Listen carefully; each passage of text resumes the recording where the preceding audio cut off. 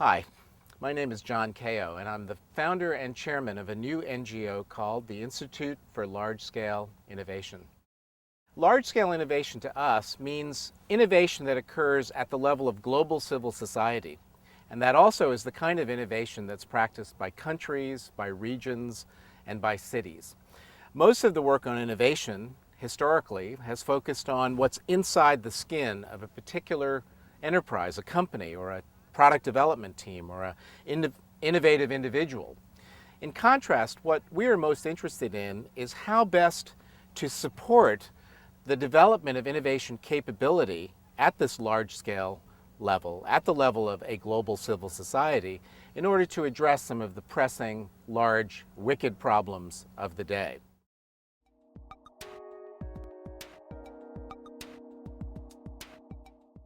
There are many wicked problems that are afflicting the world today.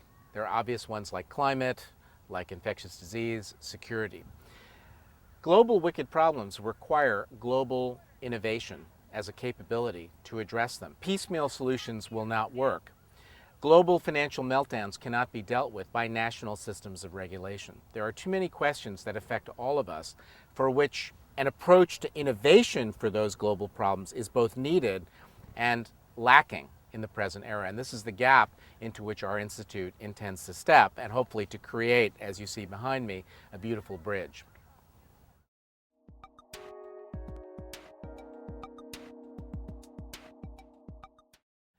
Despite the fact that innovation is an often discussed term and has been around for a long time, we believe that there's very little alignment, very little sense of best practices in the innovation field. It's a very young field.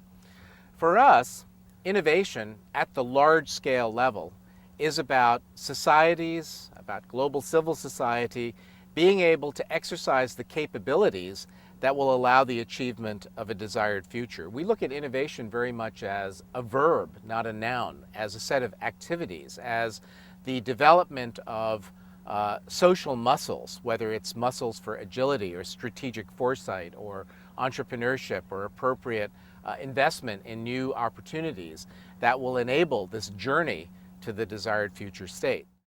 Almost 40 years ago, the Club of Rome issued their seminal report on the limits to growth, which suggested that key elements of the global system were in increasingly short supply, and that one had to think about the world in terms of being one integrated system.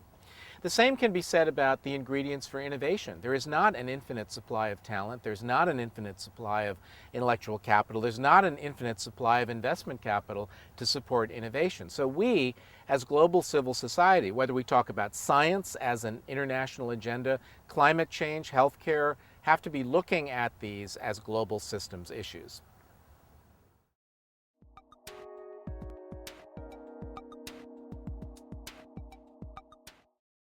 The launch of the Institute at this moment in history is particularly timely. We're in a period of tremendous social and economic disruption. People are looking for new answers. The old frameworks for looking at innovation, for looking at wealth, for looking at investment may or may not stand up against current realities. So the Institute intends to do its part to create a pathway to our collective desired future state by bringing together the very best talent, the very best in the way of innovation stakeholders from around the world to be able to align around best practices, to be able to work together, to be able to accelerate innovation, to be able to embed it as a capability in many societies around the world, and all for the global public interest.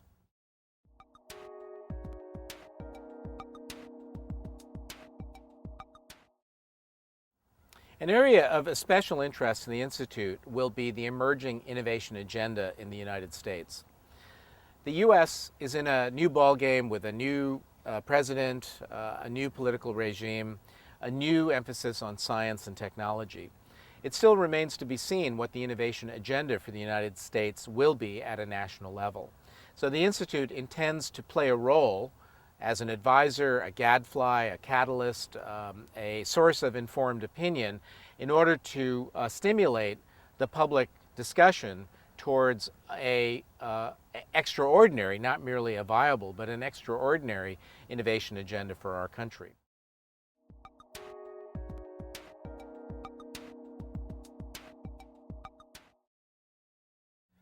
Our institute will focus on several key initiatives. The first is to provide a platform for leading innovation stakeholders from countries around the world to come together in a process of discussion and collaboration to begin to develop collaboratively a point of view on large-scale innovation and, most specifically, on the stewardship of innovation for the global interest, to address large-scale wicked problems and to develop methodologies for addressing those kinds of issues. We believe that, secondly, there is a great work to be done in the area of metrics. While it is true that there are current best practices for comparing countries, regions, cities as to their innovation abilities, we believe that these metrics have a long way to go before they fully capture the richness of this large-scale innovation phenomenon. So in line with our desire to be an enabler of global innovation stewardship, the question of metrics will occupy us as well.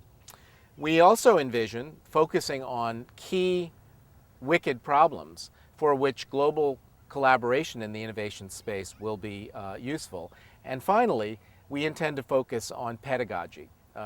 From my own experience teaching at institutions like Harvard Business School, the University of Copenhagen, the U.S. Naval Postgraduate School, it's very clear to me that training the next generation of innovation leaders is a top priority for any society.